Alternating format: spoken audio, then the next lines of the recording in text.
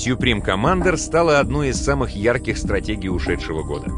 У этого есть много причин.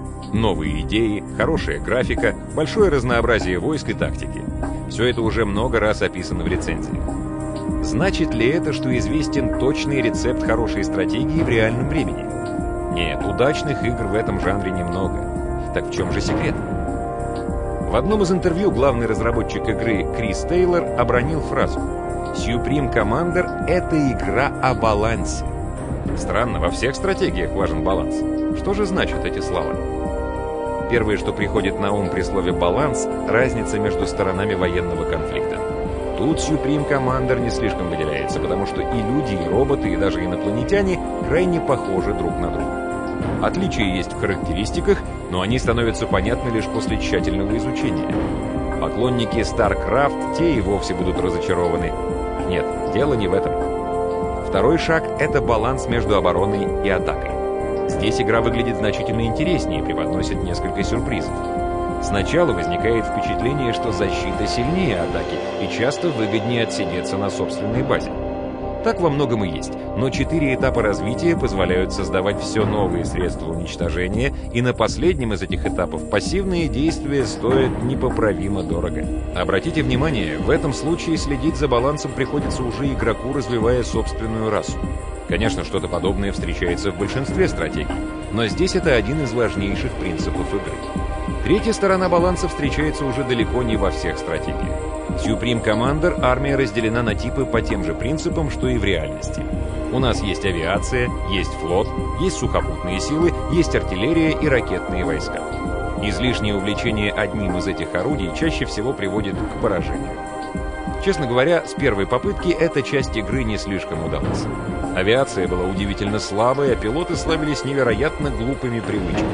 Оставленный без присмотра пилот словно специально искал ближайшую зенитную батарею и пытался ее изучить. Результат таких действий был прост и очевиден. С этой позиции интересно понаблюдать за вышедшим дополнением. В рекламе говорилось о новой расе, сотне новых отрядов и о продолжении сценария, но на деле это лишь яркая обертка для крупномасштабного изменения характеристик.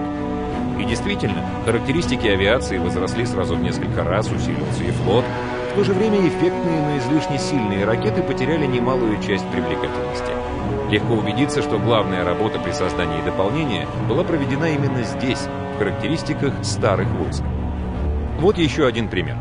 Перед нами шахта, которая добывает критический ресурс игры. Выглядит она в дополнении точно так же, но на самом деле изменения грандиозны. Всего лишь несколько чисел стали другими, и эффект от таких шахт резко усилился.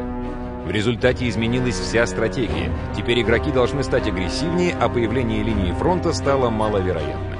Всего лишь 2-3 числа оказались способны значительно изменить всю игровую механику. Этот же подход легко заметить в экономике игры в целом.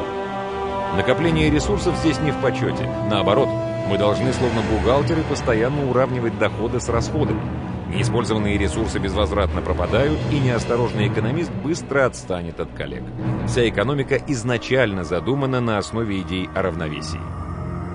Итак, в Supreme Commander баланс — это не вспомогательный механизм игр, это краеугольный камень, фундамент и основа всего действия.